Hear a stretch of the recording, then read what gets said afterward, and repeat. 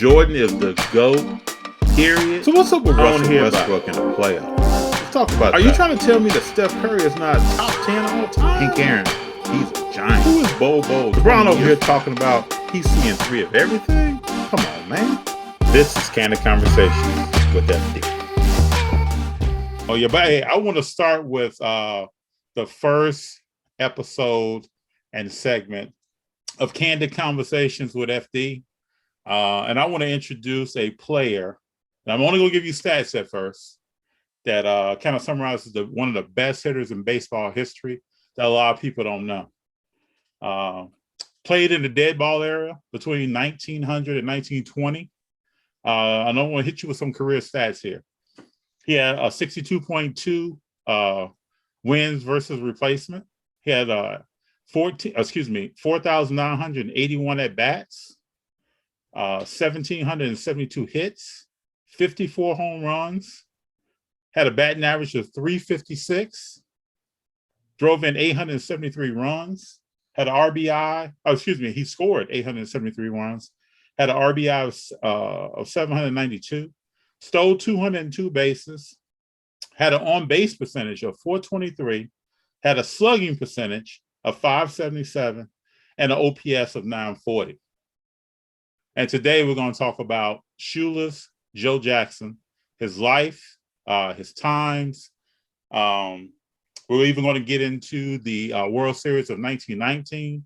But first, I want to introduce to you Dan Wallach. He's been gracious enough to give us some time today to talk to us. And he's the executive director of the Shoeless Joe Jackson Museum and Baseball Library. Dan, I'd like to welcome you. Thank you very much for having me. All right. At first, I want to start with, if you could tell everyone a little bit about yourself, why you got interested in the Shoeless Joe Jackson Museum, and why you wanted to be the executive director. Yeah, so I'm originally from the Chicagoland area, born and raised. I was a White Sox fan my whole life growing up, and just loved baseball history ever since I was a little kid. You know, my dad started teaching me about the Yankees, and my favorite player growing up was Mickey Mantle, so I always wore number 7 whenever I could for all sports, just because he was my favorite for some reason. And but White Sox fan first and foremost, always have been. I grew up in the early 90s, mid 90s, when good guys wore black. And we had, Frank Thomas and Robin Ventura and Magli Ordonez towards the later parts, and Bo Jackson for a little bit, Albert Bell for a little bit. And people forget that Sammy Sosa was there. Yeah, for sure. I mean, he wasn't quite Sammy Sosa. No, he's not yet. Yeah. But yeah, he was on the team. But yeah, just a really fun group of guys and a great broadcasting crew. I mean, this was when Hawk Harrelson was in his prime. That's right. And yeah, him and Tom Paciorek, Hawk and Wimpy every night. Just turn on the TV and you're going to have some fun, whether they were winning or not. And for a few years there, it was more wins than not. So just a great time to grow up and be a White Sox fan in the city. And about 12, 13 years ago, my parents retired and moved to the South Carolina. And I went out to go visit them the first time after they had just, bought their house. And it was right after the Shoeless Joe Jackson Museum had just opened. So we were like, hey, we're a White Sox family. We're a baseball history family. Let's go check it out. Mm-hmm. So we're walking around, giving ourselves a little tour before the curator and the, tour guides came up to check us out and introduce us and greet everybody. And we knew all the pictures that were on the walls. We'd seen them before. It was still a really cool place. The museum was the house that Joe and his wife lived in for the last later years of their life. Mm-hmm. So it was cool to be in that space, but it was just a great experience. And the curator at the time was about a 70-year-old woman, and she came up to me and she's like, hey, you look like you play baseball. And I was, about 21 years old at the time. Yeah. I was like, yeah, I used to. She's like, well, we've got a game on Saturday. It's a vintage style baseball game against the Ty Cobb Museum from Royston, Georgia. If you're going to be in town, you want to play, come play. So I was like, okay, I'll be in town. So I went to that game, and it was really cool. It was, like I said, 1860 style rules. So you would definitely recognize it as baseball, but there were some differences. The ball is a little bit bigger, a little bit softer. You don't play with a glove. You don't play with cleats. You can catch the ball on one bounce as a fielder, and the batter is still out. But then if the ball does bounce, all the other runners can run at their own risk. So if a fielder catches it on one bounce, it's not like you've got to tag up after he catches it. Once the ball touches the ground, you can go. So a lot of like confusion the first couple innings until everybody kind of got the hang of it. But it was just a great experience. A ton of the people who were at that game, it was the first vintage game that we played, and we've now done it every year since then. Okay. But in that initial year, it was descendants of Joe Jackson and Ty Cobb and historians and experts on both players. So it was just a really incredible community of people who were there to not only have fun playing a game, but to really, teach each other about these two guys. And we played that game on a field where Joe once played baseball. That's wonderful. So it was an incredible time. And I just made that my excuse every year to go back and visit my parents. It's like, all right, I'm going to go play in that vintage game every year. And after, about a decade of having played in those games, I'm one of only 3 or 4 people who have played in every single game. The board of directors from the museum asked if I wanted to come take over as the new executive director, because the original curator was, now 80 years old at this time, and she was getting ready to retire and step down. So they're like, hey, I think you'd be great at this. You want to come try it out? And so, I living in Chicago, so it was a big decision to pack up and move and leave all my friends and family. The only people I knew in South Carolina were my parents, really. Mm-hmm. And some of the other players who played in this game every year. But a lot of the players who played in that game have traveled from great distances too. I mean, there's guys from Florida and guys from New York and guys from Virginia. It's about the love of the game, right? Yeah. Yeah. So it was just a great time, and that's how we got involved with the museum. And as the years went on, of course, we donated more and spent more time at the museum. And every time I'd come visit my parents, we'd go hang out at the museum and volunteer as often as we could. So we've been involved with the museum for over a decade, but it's just not until recently that I stepped on board as the new executive director. Well, that's an interesting story. It's always interesting to me how someone gets introduced to sports or a particular sport, or they're tied to something in history. It's always interesting. Like I started telling you about, my father moved to Chicago in 1969. Moved to the north side of Chicago, became a Chicago Cub fan. And then in 1977, we moved to the south side of Chicago.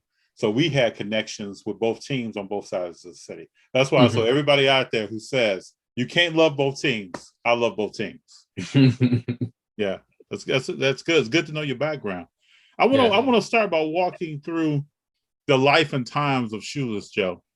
I've done research on how he started playing ball in Mills, worked his way through, how he started with the Philadelphia A's, and then ended up in Cleveland, and then ended up on the south side of Chicago. So I kind of want you to take your time and just let's walk through that and just paint a picture for those who may not know a lot about Shoeless Joe Jackson, who he was, how he started his baseball career, his relationship with his wife. The gamut is, we can talk about everything, but it's interesting to really start learning about him and how he played the game, and what people like Babe Ruth, Ty Cobb, Walter Johnson, Ted Williams, what they thought about him as a player, even though his career was short, and how it impacted their career. So let's just start by going through his background from when he started playing ball and going forward. Yeah, absolutely. So a lot of people know, if they know anything about Shoeless Joe, a lot of the people know that he was illiterate. He didn't know how to read or write. That's right. That is correct. It's because he started working at the age of 6 years old in cotton mills here in Greenville. And Greenville at the time was the cotton capital of the world, the textile capital of the world. And within a 3-mile radius, there were 18 different cotton mills, textile mills that would produce, fabric and bleach the fabric and cut the fabric. Certain mills would do certain things. And the work was hard. I mean, it was dirty and it didn't pay really well. And sometimes it was pretty dangerous. So to keep morale up at these textile mills, the owners created baseball teams for each mill to kind of like have it be a sense of pride for the workers that like, hey, this work might not be great, but our baseball team is fun to watch. And, we're proud of them. So it was a real honor for the textile workers at an individual mill to be invited to come play on a baseball team.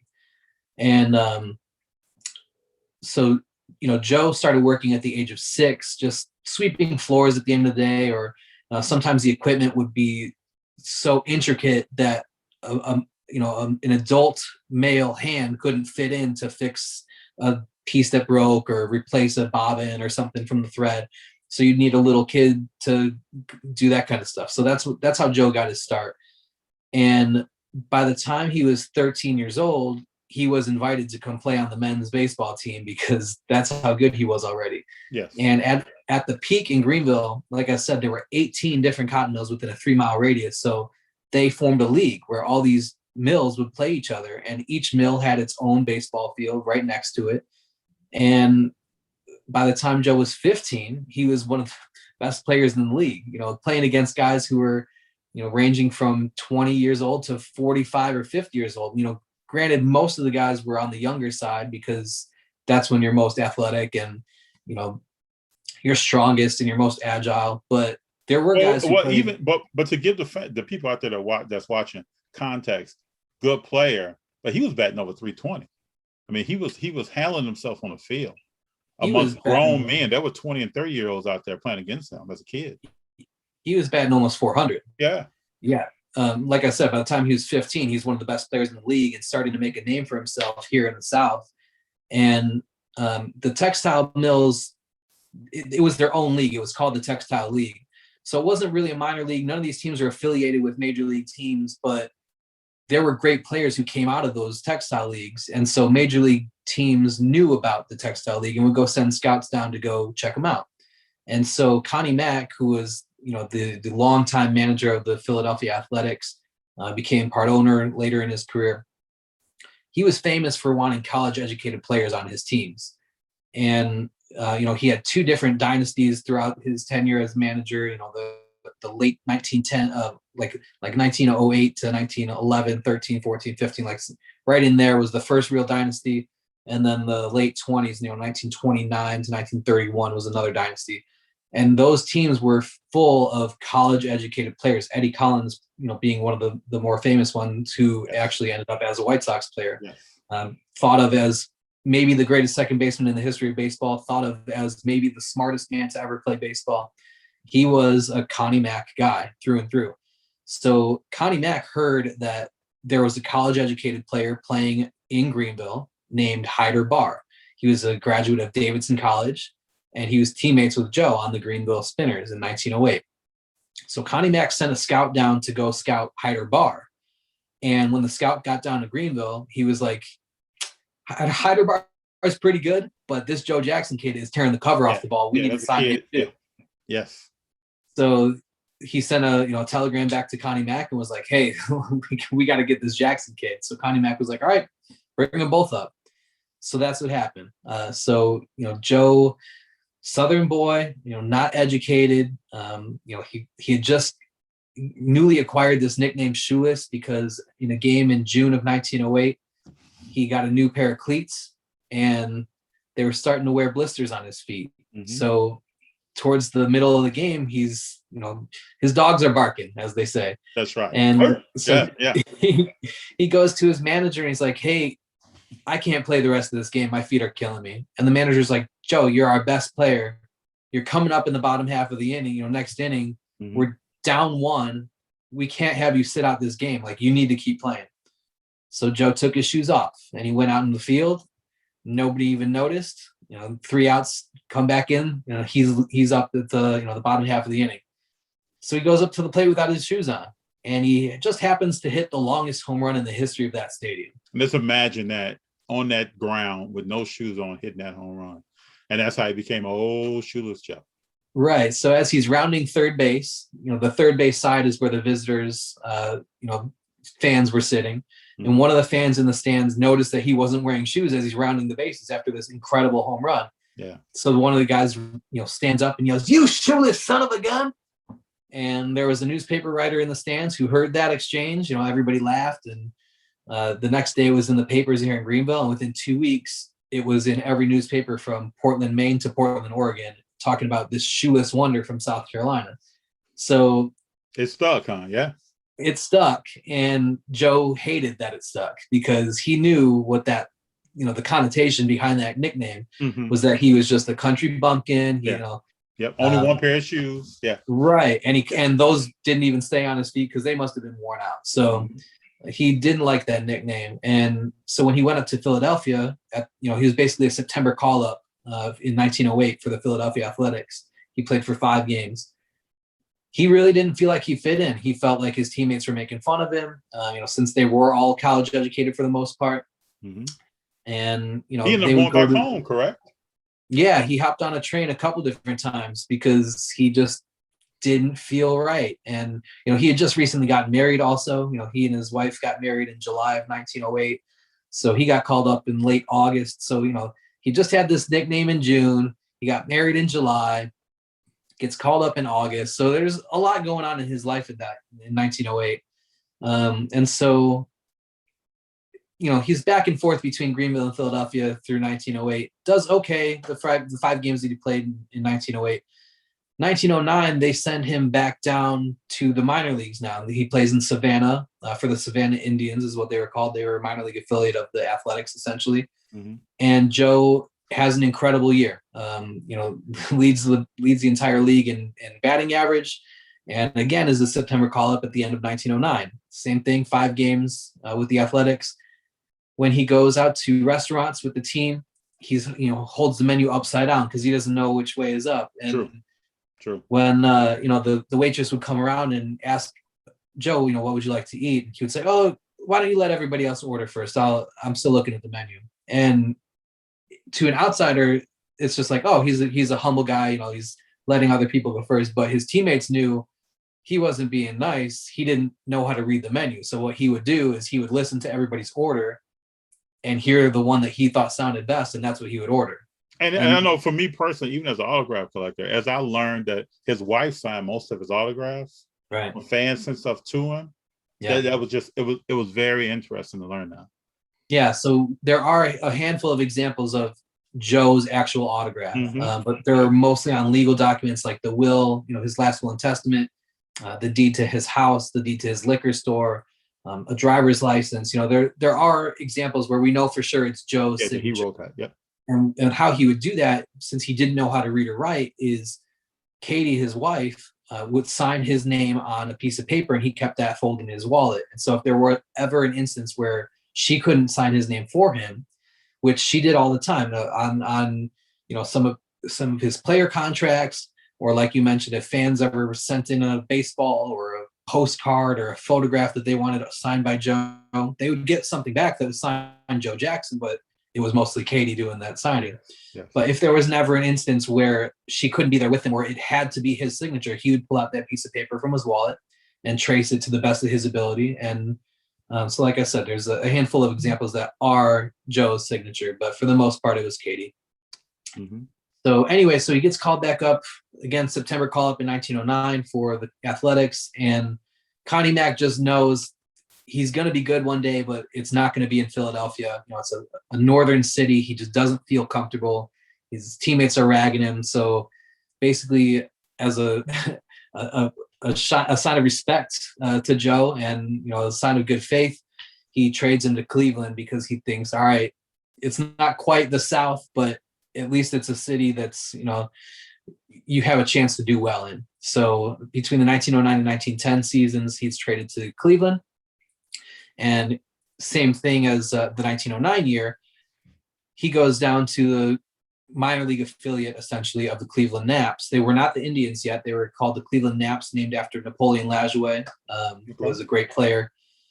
And so he plays for the New Orleans Pelicans in 1910, and again leads the league in hitting. They win the pennant for their league, and he gets called up for the last 20 games of the 1910 season. So he doesn't have enough at-bats to qualify for the batting title.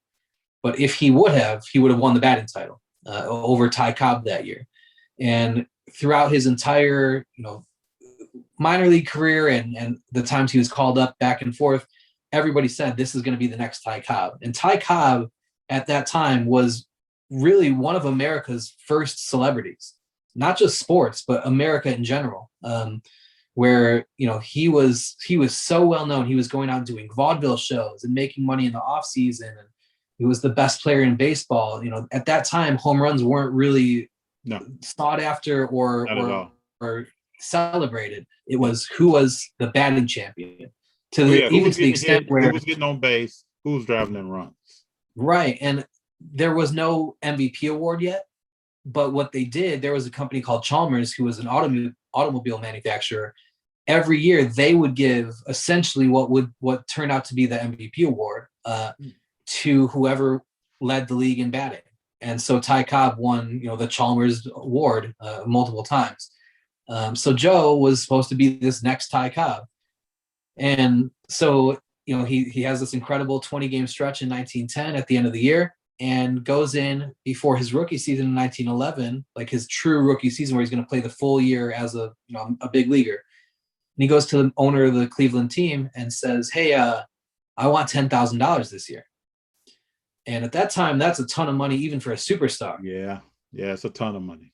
A rookie was going to make something like $1,500. A couple thousand would have been a really nice payday. And Joe asked for $10,000. And the owner laughs at him. He's like, "Joe, you played 30 games in the majors. Where are you getting this number from?" He goes, "Well, I'm going to lead the league in batting just like I did last year." And the owner's like, "Well, you didn't play any games. Like, you played 20 games. You had a good stretch, but you can't expect to do that for the entire season." Yeah. And Joe says, "I'll tell you what, I'm going to bat 400 next year. And if I do, you've got to pay me $10,000. And if I don't, you don't have to pay me at all." So the owner's like, "All right, you got yourself a deal." Because Ty Cobb batted, 382 or something the year before. So batting 400 was out of the question. Nobody was going to do that, especially a rookie. And the Cleveland owner was right. He didn't bat 400. He batted 408. So he got those $10,000, but he didn't Talking about win. believing in yourself. Yeah. Yeah. Yeah. Crazy, just belief and the confidence. And I mean, he knew that he could hit every league that he played in. He was winning the batting title. So the funny thing is, though, even with that 408 batting average, he did not win the batting title because Ty Cobb hit 420 in 1911. Wow. So just an incredible year for Ty Cobb. And that was kind of the story of Joe's career, was that he had this insane batting average. Like you said, 356 is his career average, the third highest in the history of baseball.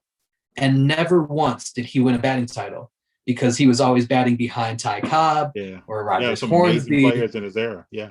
Yeah. So, just crazy when you think about that kind of thing. But he had these great years. In 1911, that 408 average is still to this day the highest average ever for a rookie. And in 1920, his last season as a player, he batted 382, which is the highest batting average ever for a player in his last season. So he's got the highest average for a first year and the highest average for last year. What he did in between was pretty incredible too. I mean, he was just an absolute superstar. Is there any documented evidence of, you hear stories about players later like Hank Aaron, Willie Mays, other players, and how they learned the game. Even Mariano Rivera, you kind of learn how he learned the game of baseball. Is there any documentation, any information about how Shoeless Joe learned how to play? How did he learn how to hit? Things like that. Yeah, I mean, it was in these textile leagues. He watched his contemporaries and guys his dad's age and guys that were a little bit older than him play and hit. I don't know if his father played baseball. I don't think so. But certainly, Joe was playing from a young age, and he just had a gift. It sounds like he just really had a gift of seeing the baseball and putting the bat on the ball. It's definitely a God-given ability. Yeah. And when you mentioned earlier the great accolades that he received from guys like Babe Ruth and Ty Cobb and all these players, Ty Cobb said the greatest natural player ever was Joe Jackson. Ever seen. And then Babe Ruth patterned his batting stance and his swing, yes. And when you think about the fact that Babe started his career as a pitcher, he saw every hitter in the American League. He faced them, not just that he saw them play, but he pitched against them. And so when he decided, I'm going to make hitting more of a full-time thing, he really went to go study and paid attention when he was pitching, like what are guys' strengths? What are their weaknesses? What is a great batting stance? What is a great swing? And he decided that the swing he was going to model himself after was Joe Jackson's. Out of every player in the league, he's like, that's the guy. And I mean, man, he must have picked right, because 714 home runs later, you can't say it was wrong. Right. That's right. And then we haven't even gotten to Cleveland yet, but when you start learning about his career at Cleveland that we're going to get into, and you know that even in today in 2021, he still has 4 records on that team today. This tells you how amazing he was. Absolutely. I mean, he was a true superstar. And, one of my favorite images is at League Park in Cleveland, which is where the Cleveland Naps played while Joe was there. And it's pretty cool. So when Joe lived in Cleveland, his house was about a block and a half, 2 blocks away from League Park. Mm-hmm. So Katie, his wife, would go to every single home game, and she would sit in the same exact spot every single game, and she would leave in the 7th inning stretch.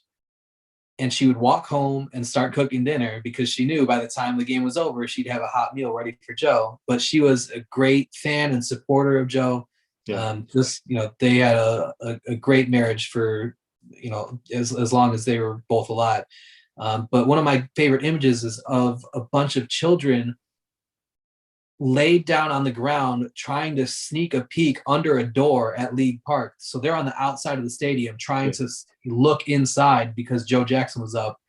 That's how bad they wanted to see him hit. I mean, he was just something else. People would say not just about his batting, but his glove was the place where triples go to die. He was a great fielder. He played right field for most of his career in Cleveland, and had an incredible arm. In 1917, there was an old baseball writer who passed away, who was a former player. And so all the players loved him, because at that time it wasn't really common for sports writers to be former players. But this guy happened to be one.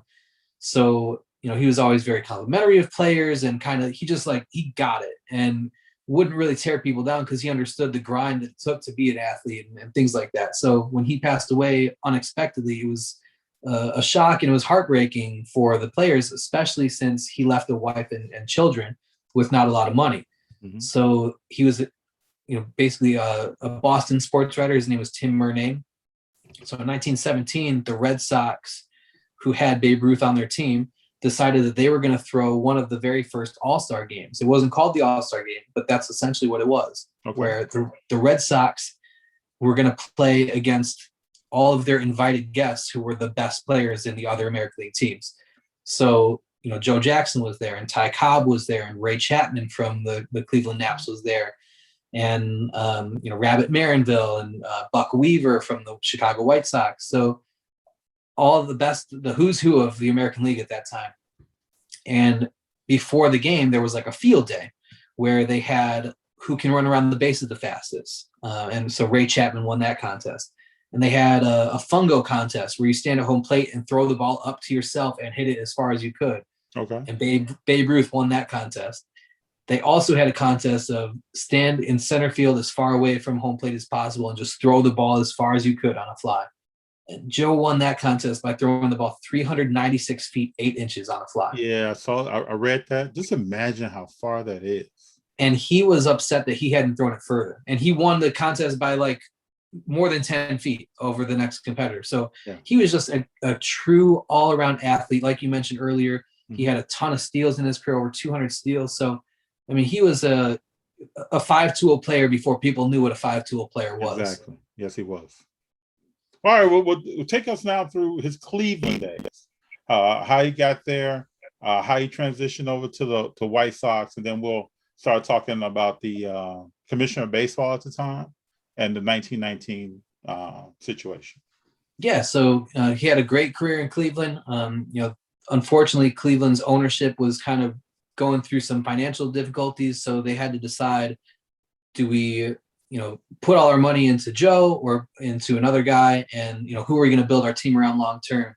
And so in between 1914 and 1915 seasons, Joe kind of had the idea that we mentioned earlier about Ty Cobb doing like a vaudeville tour in the off season, because he knew that he was very famous and people were coming to the turning the turnstiles to come see Joe Jackson play. They didn't really care about the Cleveland Naps, but boy, they wanted to see Joe hit. So he thought, all right, well, in the off season, I can either go have, kind of like a menial job where, make minimum wage or whatever the case may be, or I can go on this vaudeville tour and try and make some real serious money. And so that's what he did. And he was going around with ladies of the night, Okay. let's say, that would join him on stage while he was giving his hitting demonstrations. And it wasn't a lewd act or anything, but that's who the company was. Mm-hmm. And he was making a ton of money. And so when spring training rolled around in 1915, he didn't want to report because he was making more money on the road than he was going to coming back as a baseball player. Yeah. So kind of got off to a rocky start with Cleveland's ownership during the 1915 season. It wasn't until Katie sent a police officer, Katie, his wife, sent a police officer to go look for him and be like, hey, you need to come back now. And he did. And then he reported to spring training, and all was well. Then in July of that season, the Cleveland had an off day, and they played a game the day before and had a game the next day, but had this off day. So Joe and Katie go around Cleveland driving in a car. So Joe's behind the wheel, and he hears some strange noise coming from the engine. So at that time, cars had like the running boards along the side. Yeah. So he steps out onto the running board and has Katie slide over and get behind the wheel. And as the car is still driving down the road, he walks outside on the running board and tries to like listen to the engine to see what's going on. And a wagon sideswiped their vehicle, and Joe got dragged 75 feet. Wow. And so he was very injured. He was said later after that moment that he thought his career was over. He could see his elbow sticking out through his arm. Luckily, he was only injured for about 3 weeks, and he came back and rejoined the team about 3 weeks later. But as soon as he was healthy, that's when Cleveland decided, all right, we're not going to build our franchise around this guy. We had this problem in the off season. We've got, who knows what he's going to do during the season. Even though he was great and everybody knew it, it was just, there was too much at stake, and Cleveland was in financial trouble anyway. So they decided they were going to make Joe Jackson available for a trade. So Charles Comiskey of the White Sox is trying to build a dynasty of his own. And he has a couple pieces in place and thinks that, hey, if I get this Joe Jackson kid, I'm going to really be set. So he sends his secretary, Charles Grabner, to Cleveland, and with the instruction of whoever bids the highest of all the other American League teams, you bid higher than that. Basically, don't come back without Joe Jackson. Yeah, bring him home. Yeah. So that's what happened. And Harry Grabner, not Charles Grabner, Harry Grabner came back, and at the time, it was the most expensive deal in the history of baseball.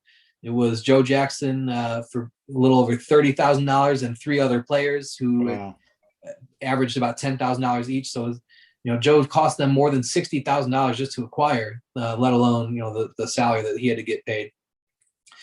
And it was the start of a new dynasty for the White Sox. In 1917, they win the World Series. They played the New York Giants and, had a great season. 1918, they were going to be, thought of as one of the best teams in baseball again. But World War I started. So a lot of teams sent their best players and just the core of their, rosters to different, it was basically like the work or fight program. And so a lot of the teams sent their players to, in support of the army and support of the war.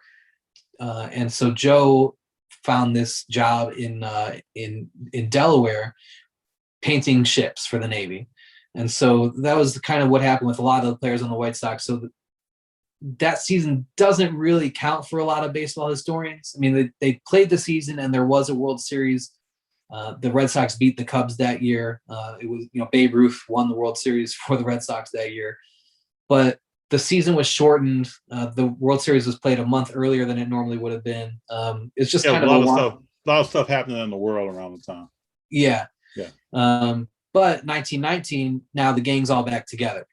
And the White Sox are going to be the best team in baseball again. They're thought, that they're going to make the World Series. And so with about a month left to go in the season, Chick Gandil, who was their first baseman, got this crazy idea that, hey, I'm going to approach some gamblers and see if we can't make some extra money this World Series if we make it. And he got this crazy idea, allegedly, from the 1918 Cubs, who allegedly threw the World Series against the Red Sox. And he knew that, he had friends on that team, and he had, they were from the same city. And so word gets around. And, what a lot of people think is that the 1919 White Sox were the first team to have ever been caught gambling on the game, or the first team to have ever gambled on baseball.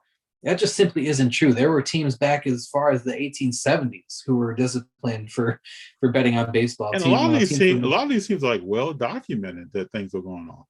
Absolutely. Yeah. And the myth that Charles Comiskey was a cheapskate, and that's the reason why the White Sox threw the World Series, is because they were so mad at their owner because he wasn't paying them what they were worth. Mm-hmm. It's not true. It was thought to have been true 50 years ago, but new research has been uncovered that has proven that to be false.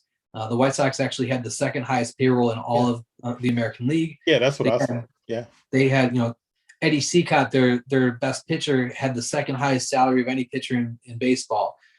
Eddie Collins was the second highest paid player in baseball, next to Ty Cobb. They had multiple position players who were the highest paid player at that position. So, Comiskey was paying money. Granted, is it what they deserved? No, they deserved way more. But compared to all the other teams, that's what everybody in baseball was doing. So it's not like Charles Comiskey was especially a cheapskate, like anything but that. He spent money, and we just talked about how he had the most expensive deal in baseball history just to bring Joe to the team in the first place. Exactly. So he was happy spending money. That's not how baseball worked back then. The real reason why those players threw the World Series is because there was no risk involved. They knew all these previous instances of teams throwing games and throwing series and throwing World Series, and nobody even got so much as a slap on the wrist. So if you can have an incredibly high reward, the thought was that these players, these 8 guys who were, involved in the scandal, were going to split $100,000 between them. Man, that's sometimes 3 times more than they were going to make the entire season. Now the story goes, correct, tell me if I'm wrong or not, that Joe was offered $12,000, correct? For throwing the series? Yeah. That number varies. It fluctuates, right? Yeah. Yeah. And from what we believe, and from, obviously nobody knows for sure what happened, but Joe wasn't involved in any of those meetings. Yes. He was never not present. Yes. He was never present. He knew what was going on. Mm-hmm. Allegedly, he tried to go to the owner of the team and the manager of the team before the series and say, "Hey, I don't want to play in this series. Something fishy's going on. I don't want to have my name involved in it. If you want to suspend me and tell the press that I was drunk and you guys needed to suspend me because I was, yes, I was drunk, that's what, go ahead and do that." And they're like, "Joe, nobody's going to believe that. You're our best player. We're not going to suspend you before the World Series. Nothing's going on. Just play. It's going to be fine." And Joe's like, "I'm telling you, something's going on, and I don't want to be involved." And they made him play anyways. And he had a great series. He led both teams in batting. He had a .375 average. He set the World Series record for most hits ever in a World Series. Yes. That stood for nearly 50 years before it was tied and then eventually broken. Hit a home run, correct? He hit the only home run for either team in that World Series. And as you mentioned earlier, it was the dead ball era. So Joe did play in the live ball era because that started in 1920. He played one season in the live ball era. But his home run in the 1919 World Series was the last home run of the dead ball era. So that's an interesting tidbit. Yes. He didn't commit a single error in the field that entire series. He had multiple chances in the field. So everything against supposedly, quote unquote, throwing the game, he's trying to win a title. Right. Yeah. And there are people who say, his detractors who say, "Oh, he was in on it." They'll say, "Yeah, but all his RBI came when the games were already decided. It was basically garbage time statistics. And it's like, okay, well, he batted 375. He was 5 for 12 with runners in scoring position for the series. Are you suggesting that if he was only trying half the time, then that means if he had been trying all the time, he would have batted like 700 in the series? Like, the stats just don't bear out. And especially when you take a look back at the 1917 World Series that they won, he batted just over 300 in that series. And he was trying, he was trying in 1919 also. Yeah. But nobody questions whether he was trying in 1917, and his stats weren't as good in that series. True. So like, it doesn't bear out. His statistics show that he was trying his best.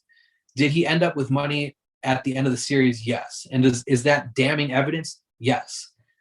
But he tried in the series to do his best, and what I always tell people is he was banned for life, not for eternity. That's right. So let's concede the fact that he was involved in the scandal. I don't think he participated. I think he knew it was happening. I agree. I agree totally with you. I don't think he participated in that. He knew what was going on in his team. Anybody that's been on a team knows kind of what's happening on that team, if you agree with it or not. And I believe he knew that, but he didn't participate in it. Right. So, but let's concede the fact that he was participating. He was banned for life. So he died in 1951. And at that point, he should no longer be banned. Yes. So from that point forward, for him to not be eligible on a Hall of Fame ballot is wild to me. If the purpose of your museum is to honor and recognize the best players in your sport's history, well, he's certainly one of them. You have the best players in the history of baseball saying he was the best guy.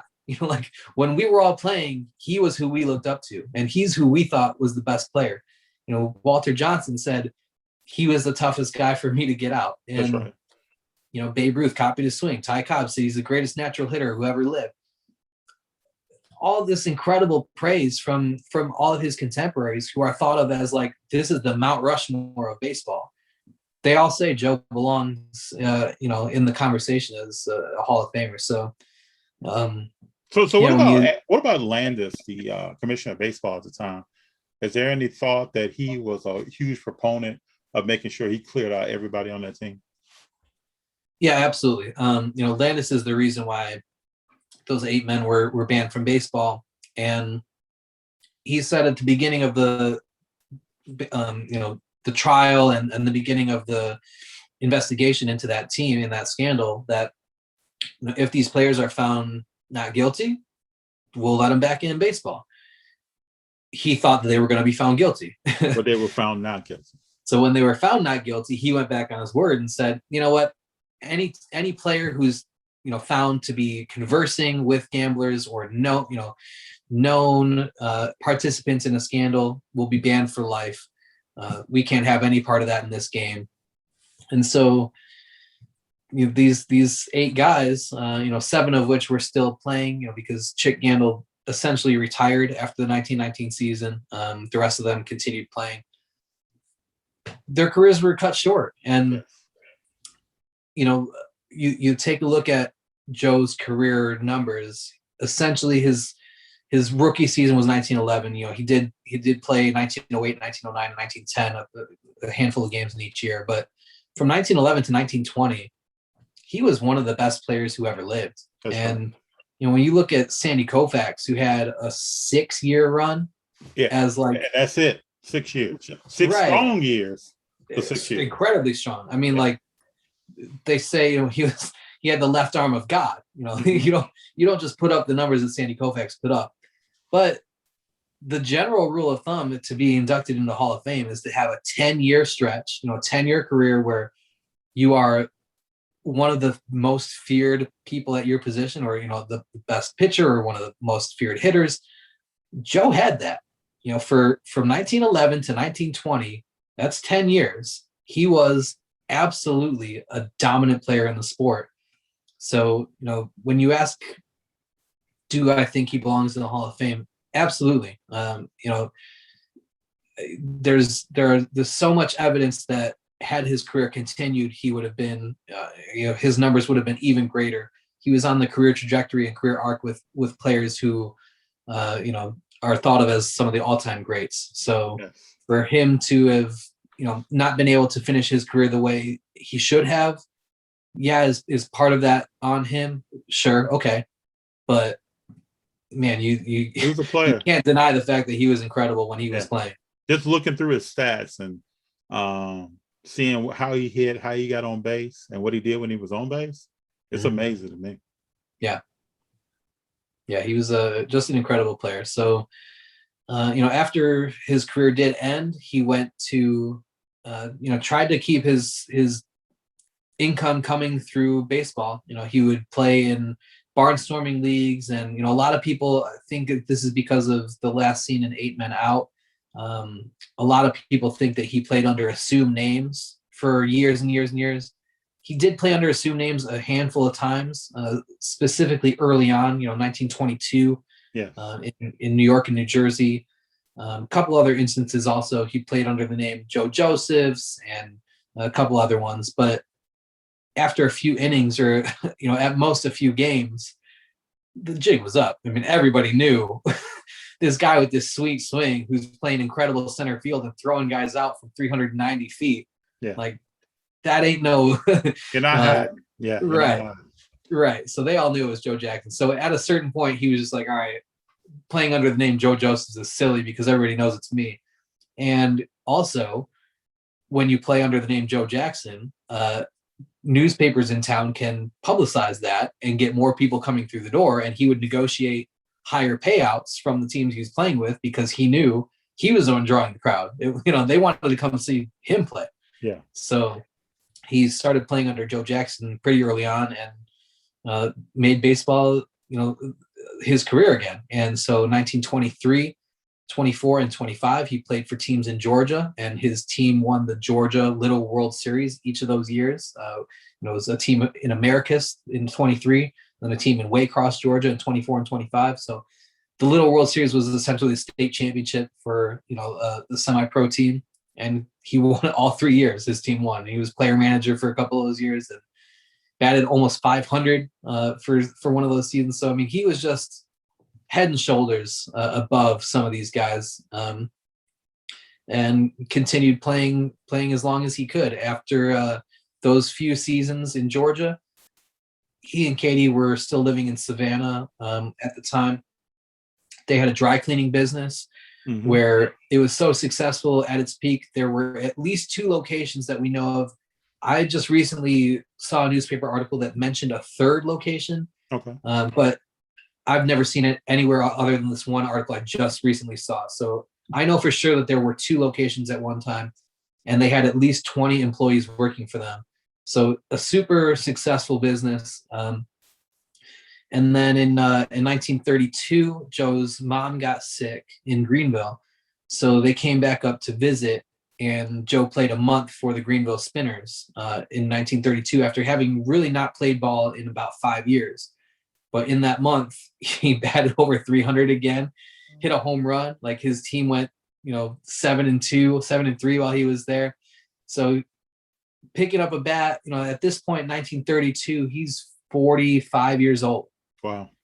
Hadn't played in 5 years and was still, one of the better players in the league. And then Joe and Katie moved back up to Greenville for good later on in 1932. And Joe continued playing baseball. He played as late as 1937 for another textile mill, Woodside Mill they were called. He was player manager for that team. His brother, Jerry, was the star pitcher of that team. And Joe always said that, Jerry was a better ball player than he was, but he never got a chance at the majors because everybody was afraid to touch anybody named Jackson. So, and he felt bad about that. But I mean, in 1937, Joe's 50 years old and playing baseball against, these men. And so when Joe was 13 playing for the men's team, those were the teams he was playing against. So from the time he was 13 to the time he was 50, he was playing in the same league, essentially. So a 37-year run of dominant hitting, just incredible. And it was at this point where Joe and Katie opened up a couple more businesses in Greenville. When they first moved back up, they opened a barbecue restaurant and that was short-lived. It did okay financially, but they came into the idea of opening a liquor store, and that made a ton of money for the Jacksons, and that was, their income for the rest of their lives. So Joe had a liquor store here in Greenville, and actually at our museum, we have the original doors that were inside that liquor store. There's a pretty famous photo of Joe standing behind the counter of that liquor store. I have like the original photograph. And so we're going to blow that photo up life size and put it on the wall. And he's resting his hand on a cash register on the counter. I found that exact make and model cash register. So we're going to put a little counter in front of the blown up photo and put the cash register that I found in front, so people can stand behind the counter and rest their hand on the cash register, just like Joe is. Yeah. And yeah, so nice piece. Yeah. Trying to do some like little, recreations of things like that and different photo opportunities. So when people come visit the museum, they're going to have obviously a ton of information and a lot to learn, but they're going to be some fun little things too, and interactive displays and things like that. So we're trying. This is a good segue. Tell everybody a little bit more about the museum. When is it open? What can they expect when they come? And just everything about it. Yeah, so we've been closed since December of 2019 because it's a long story, but I'll give you the short version. So in 2005, a real estate developer in South Carolina found out that Joe's old house was available for sale. He had the foresight to know that Greenville eventually was going to expand with its growth to that neighborhood, and that eventually some developer was going to buy that property, knock down the house, and build a condo or build some, high rise or whatever.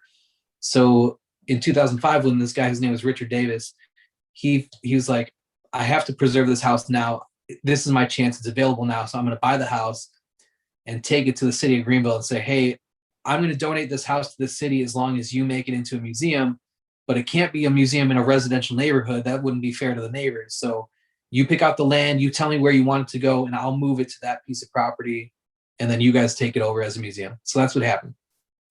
So in 2005, Greenville hadn't expanded out to the west quite yet. There was a new minor league stadium that had just been built for the Greenville Drive. They're a minor league affiliate of the Boston Red Sox. So the floor field is the home stadium, and it's built like a mini Fenway Park. So there's a green monster. Yeah, left. I've seen it. Yeah, it's a beautiful place. On top, it's really cool. It's a great stadium. Right across the street was a plot of land that wasn't really worth too much. There was one building sitting on it already, but other than that, it was a parking lot. So the city of Greenville was like, all right, there's the spot we're going to put the museum. So they just plopped us right in the center of that property because that land wasn't worth much. And now 15 years later, that land is incredibly valuable. They're like multi-million-dollar property because Greenville has expanded out that way. So in late 2018, another development company approached us and said, hey, we want to buy this entire property and build a luxury apartment complex on that spot of land. But since you're right in the center of it, the only way that we're going to be able to fit our building is if you move to the corner. Yeah, I saw a video of the whole building moving. Yeah, so I shot that video and put that together on our website. So we were like, yeah, what's in it for us really? Because we're gonna have to be closed. It's not great to move a building twice. It's not great to move a building once. That's not good for a building. But to do it twice, there's a lot of risk involved. Plus we're gonna have to be closed. So what's in it for us? And they said, well, we'll tell you what's in it for you. We'll give you a new roof, a new HVAC system, which were things that, as a 501c3 museum, we're a not-for-profit organization. We didn't have that in our budget. That's right. Yeah. It was big bonus. Yeah. It was coming down the road that we were going to have to replace our roof and replace our HVAC system at some point pretty in the near future. So that alone was like, all right, we're listening. And then they said, also, we're going to build you an addition that's going to double your size. And we're like, all right, great. When do you want us out? That's right. Yeah. So we emptied our building December of 2019 because when they moved the building, they literally jack it up off the foundation and put it on a truck and drive it to its new location. And so anything that's inside has the possibility of being damaged. So we couldn't leave anything in there, couldn't leave pictures on the walls, nothing. Like we completely emptied the museum. We thought we were going to be reopened in April of 2020, and then coronavirus hit. Yeah. So what turned, it was supposed to be a 5-month closure, turned into, here we are, 18 months. So not quite exactly how we thought it was going to go, but we are getting ready to reopen. Hopefully by June 1st. I literally got the keys back to our museum this afternoon. So all day today. Congratulations. Thank you very much. Yeah. It's been an exciting week. And now the fun is just beginning. So the museum is completely 100% empty, and I have about 10 days to get everything back inside and filled, so we can hopefully open by June 1st. So all new exhibits, all new displays, all new artifacts. I've been a Joe Jackson fan and collector for a long time, so I am bringing in my personal collection into the museum, all sorts of new things that have never been inside the museum before. Like I said, we're doubling our size with the addition, so we're going to have a gift shop that's expanded with new merchandise, all these different photo opportunities. So it's going to be an incredible museum, and we're really excited and really proud of everything that's been happening. So we're hoping for June 1st. If it doesn't quite happen on the first of the month, we'll definitely be open by at some point late that week. But history is on your side, because this is a great thing to have. So if it's a few days later, I mean, us true fans are going to really enjoy coming to see it. I can't wait personally. I've never been to South Carolina, and this sounds like my first trip to come to South Carolina to check this out. Oh, absolutely. Well, the reason why we're shooting so hard for June 1st is because that's when the next Greenville Drive homestand starts. Okay. So we want to take advantage of the crowds being across the street. Understood. So yeah, whenever we get open, it's going to be great, but we are shooting for, to be ready for the crowds that are going to be there to take advantage of, being able to accommodate those people. So, because I track you on Instagram, you've already been doing some pop-up shops and things like that, right? Yeah. So these past, not this past week, because the driver in Asheville right now, but the 2 weeks before that was the opening day was May 4th. For the drive, and then they were there 12 of the next 13 days. So we set up a little pop-up shop outside the gates, basically where our museum was originally before it had been moved. Just because, like I said, we're a 501c3. The only way that we make money, since we don't charge admission, it's free to get into our museum. The only way that we make money is through donations and people, purchasing things from our gift shop. So to not be open for opening day was, that was a hit for us financially, but we made the best of it and set up that little pop-up shop outside the stadium and did okay for a couple of weeks. Yeah, so, it looked like a nice setup. Yeah, thanks. Well, you talk about donations. Tell everyone how they can donate to the museum. Yeah, so one of the things that we did this past year while we were shut down, we weren't planning on doing this because we weren't planning on having the time to do it, but we completely rebuilt our website from the ground up. And now it's a pretty cool resource. So it's www.shoelessjoejackson.org. Okay. There's all sorts of information on Joe. There's a nice little section where it gives some of the addresses of things in and around Greenville that are important to Joe's life and career. So, the address of where the museum house was originally, the address of where his liquor store was, the address where you can find the Shoeless Joe Jackson statue here in town, where Joe and Katie are buried, the cemetery address is there. So a couple things like that. But then there's also a couple tabs at the top where you can join our museum as a member. We launched a membership program for the very first time. So we're excited about that. And there's multiple tiers where you can, join and depending on what level you join at, you'll get certain things back. So one, the first level is you get a t-shirt and a pin that only members get. The next level is a t-shirt and a hat. T-shirt and a hat and a book, and so on, all the way up until the highest level is a personally guided tour around Greenville with me, where I take you to all the places that are important to Joe's life and career, and give you a nice piece. Yeah, so we're hoping somebody steps up and does that, because that would be a cool day, and then we would take you to a Greenville Drive game also, so. Tons of great rewards in store, and if you want to become a member, please do so. It'd be great and would really help us out. Well, I can tell you that FD, I'm going to jump in and become a member, and cool. I'm going to do that this weekend. Thank you. I really appreciate, just as a kid growing up in Chicago, I can tell you how young I was when I first started learning just a little bit about Shoeless Joe Jackson, and really talking to older Sox fans. to understand more about him that was still alive. And that's what made me so excited about sitting down and talking to you, because it really goes back. And sports is like that. You know, it goes back to when you were a kid and memories of family members. Like if anybody asks me, why am I a Sox fan? And why did I root for the Cubs in 2016 and the Sox in 2005? It's because of my father and because of my mom and their whole story of how they got together. So it all builds up through the organizations that you cheer from. And that's why you have these diehard fans out here of their respective teams. But when it comes to Chicago and it comes to Shoeless Joe Jackson, I have nothing but love and respect for him. Yeah, well, I was born in 1986, and Eight Men Out became a movie in 1988, and Field of Dreams in '89. So my entire childhood was just watching those movies over and over and over. True. Like, that's how I was introduced to these stories and the Black Sox scandal. And when you're 5 years old, you don't know what the true story is, and even if you do kind of understand it, you don't really get why it happened.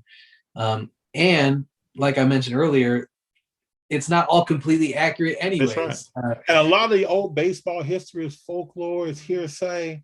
It's one person's decision on why something was made, and people stay with that decision based on respect sometimes, but that's what it is.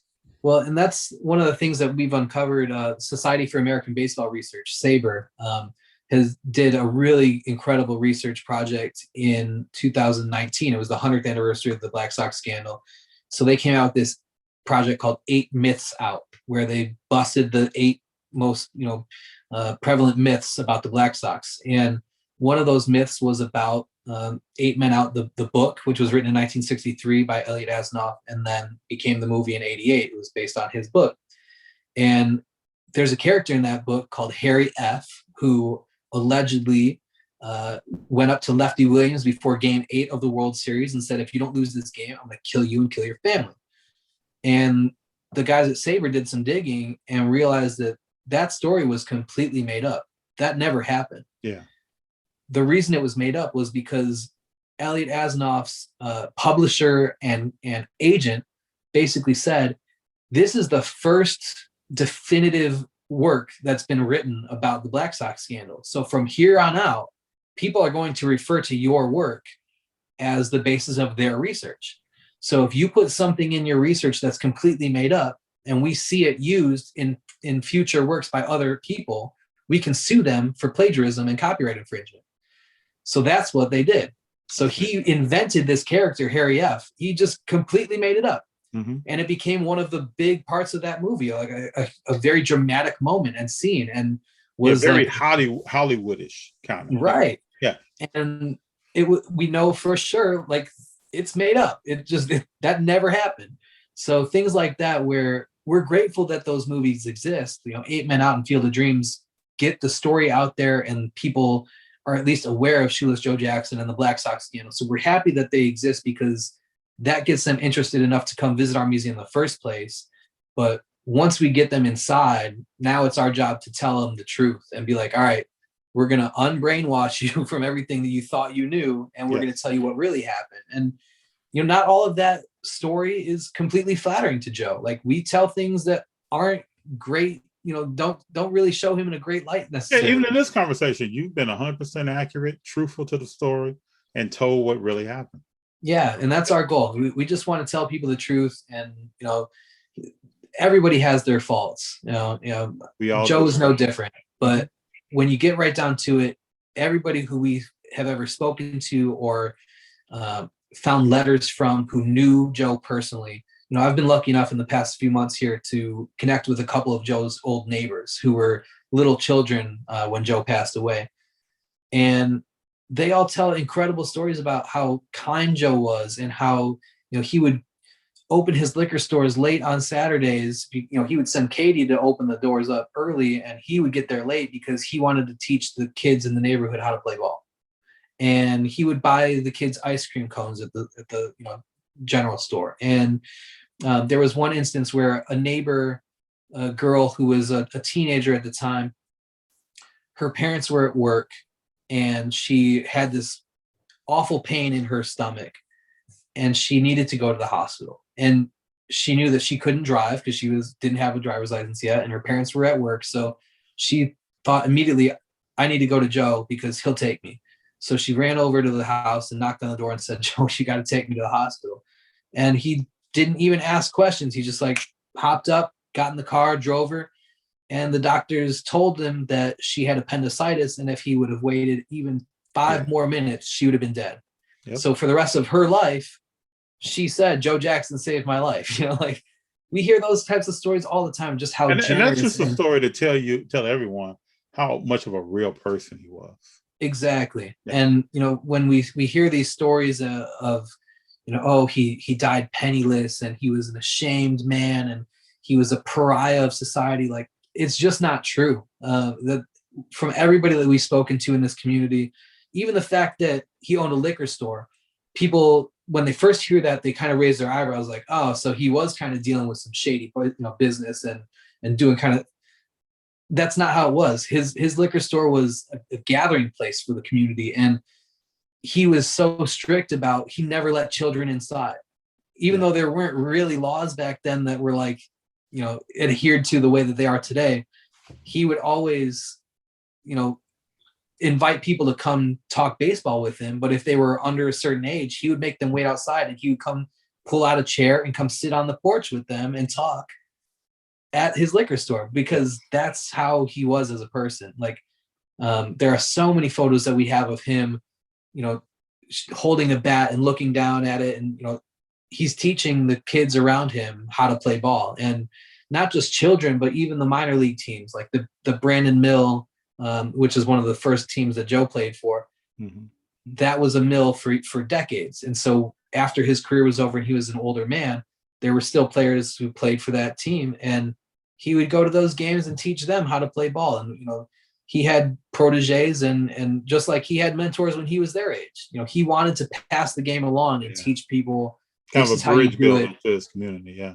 Yeah. And there are so few people who had his experience of making the major leagues. So to have somebody who had that experience and had the passion for the game and wanted to make his community better. And it just, like I said, it just tells you what type of person he was. And there are so few museums in this country that are dedicated to a specific baseball player. You know, there's the Baseball Hall of Fame, the Negro Leagues Hall of Fame, but those are about leagues and about multiple people. There are really a small number of museums dedicated to a person.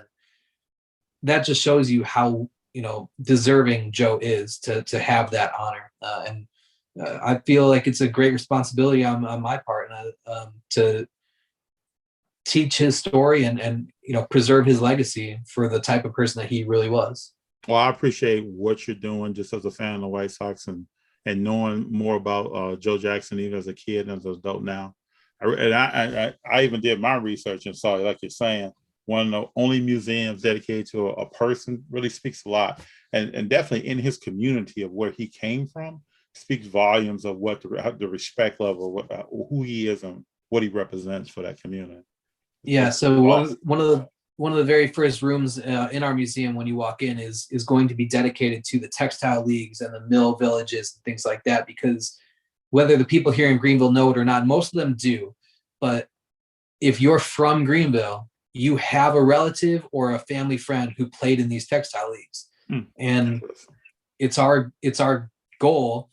And I'm taking it a step further to say, like, it's not my goal, it's my job to educate these people in the community about, like, this is the history of Greenville.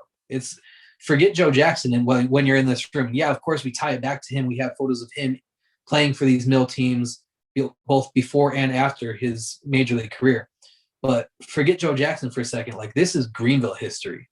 And we have a list. We're going to have a list on the wall of just a partial list of players who played in the textile leagues that made it to the majors. We've got more than 80 names on that wall. Yeah. So it's not like Joe was, you know, a 1 in a million shot who made it out, just this Cinderella story. Like, no, this was a well-respected league that for decades, the major leagues were sending scouts to go check out because there was talent here. That's beautiful. And I mean, baseball in particular, other sports as well, but baseball really has American history tied into it. I mean, even when you come up to talking about like when Jackie Robinson started playing, before that and after, all that is U.S. history. So when you get an autograph or you get a baseball card or you look at a picture, That's a snapshot in time of what was happening in America. And it's good to see how you can bring that snapshot to life for everyone and kind of walk them through. No matter if you're visiting from Pennsylvania, Chicago, or Florida, you can walk in the steps of these people and understand how they live. That's an important part. Absolutely. And one of my favorite museums in the country, not just baseball, but overall, is the Negro Leagues Museum in Kansas City. I'm not sure if you've ever been there, but it's more than a baseball museum. It's straight up, it's a civil rights museum. That's right. And you can't tell the story of the Negro Leagues without telling the story of American history as well. And I'm not saying that our museum is anywhere on par with that, or that we, are covering a subject that's as important as civil rights or the Negro Leagues. But that's the kind of way that I look at that room in our museum. Is this isn't just about baseball now. It's about the community, and it's about what was going on at that time in the country, and how this environment was fostered, and why these players came up in the first place. So, we're excited to tell that story and get that part of Joe's story out there too, because it's a really unique thing. I mean, they didn't have that in Los Angeles, and they didn't have that in Brooklyn, you know? It's true. So that's a uniquely Greenville thing. And Very we're true. excited to share that with people. Mm-hmm. Well, Dan, I really appreciate your time. I think I have to get out at some point to the museum after that. I hope so. And I'm planning to reach out to you before I come and take a full tour and just check the place out, because it sounds fabulous. And just the pictures I've seen of even before it closed, what it looked like. I'm excited to see what it's going to look like in the future. And I'm excited for you to be the first person on Candid Conversations with FD to actually go through. Because what I want these conversations to be with people is the passion and the love for sports. And what does it mean to us? More than cheering at the game and our team won, but these are memories, that we're going to go back and cherish for the rest of our lives. If we're talking to our children, or people that we mentor, or people that we're coaching in the game, or anything like that, we're going to go back, like you told your story of how you got affiliated even with the White Sox, and I told mine. But there are many other stories, even in our lives, about sports that we haven't even shared yet, but they're there. And I think that's what makes sports so beautiful, is the memories, how we think about stuff, and how we hold on to that snapshot in time. Absolutely. Important. One of the things that I'm most excited about with our museum is we're working with this company called Man Cave Pictures. They're located in Virginia. It's two brothers. One of them's in Virginia, one of them's in Thailand. And what they do is they take old black and white photos that have been damaged or, just left for dead over all these years, and they completely digitally restore them and then colorize them. And they are working, we've been working together for months now. They've been so incredibly generous. Almost every image that you're going to see in our museum has been touched up by them. Not all of them have been colorized. Many of them have been, but you're going to see these images like you've never seen them before. And some of these photos, like you've seen 100 times. They're iconic photos, but I promise you, like, you have never seen them the way that you're going to see them in our museum. So this is great. Like you said, it's the snapshot in time. That's what we're hoping to do, is to, when you step inside our building and look at these pictures, you're not just looking at some old dead guy in a history book. Like, you're looking at how he was on that day that photo was taken. Exactly. The last time somebody saw this image appear this way was the photographer looking through the lens to snap that shot. So, like, we're so excited about how. And you're talking about pictures, unlike today, where I snap and I look. You're talking about the whole process of developing and making sure this image comes out right, and then even capturing the motion of the player. It's nothing that we can even relate to today, but it's an art in its own right. Yeah, and when we've only seen these photos in black and white up until this point, to see them in color for the first time, it really it humanizes them. Not just Joe. I mean, Man Cave does all sorts of baseball history and Americana and football, all these incredible images. But for our museum, you're seeing him and his contemporaries in a way that you've never experienced them before. So it really brings it to life and makes you feel like you're learning about a person and not just a historical figure. That's wonderful. Wonderful, Dan. Well, before we leave, give everyone information again on how they can get in contact with the museum, any pertinent information they need if they want to plan a trip after it's open, all details. Yeah, so our website, like I said, if you want to become a member or just check out some stuff about our museum or about Joe, you can visit our website at www.shoelessjoejackson.org.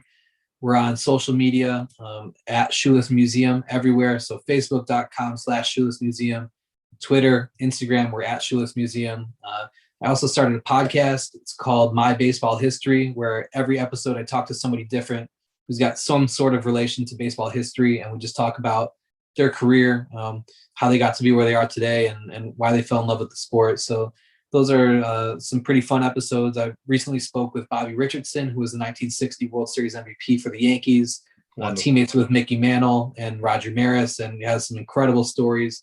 The website for that is shoelesspodcast.com, and there's liner notes for each episode. So as you're listening along, if we reference a player or something, anything that you might want to do more research on, I have a picture up on the website with some links that you can click on and learn more. So those are really fun and interactive. They're long form interviews. So some of those episodes are 2 or 3 hours long, but they're really fun. And I've gotten some great feedback on that. So yeah, follow us on social media. I'm most active on Twitter, but whenever there are pertinent updates about the museum, I post them on everywhere. So like I think you just mentioned earlier that you saw some of the posts I was making on Facebook and Instagram. So yeah. So for everybody that's watching, I'll make sure everything that Dan outlined is going to be in the comments areas of this post, so you can click through and see everything that he just talked about. Great, thank you so much. Yes, sir. And before I leave, I really want to tip my hat to Shoeless Joe Jackson and what he represents as a player. Like I said before, it gets us all excited as far as the player and the caliber of person that he was. We walked through some things about his life that some people may question, but I'm a proponent, and I know Dan is that Shoeless Joe should be in the Baseball Hall of Fame. And I'm a firm believer that he will be one day. I think so too. Yes, sir. All right. Well, thanks again for being the first interviewee on the Candid Conversations with FD. I really appreciate your time. You've been so nice. When we first started talking about this idea and this concept, very receptive. I will remember that. And I will be in contact with you after this. Awesome. On a continuous basis to further build a relationship that we have already started.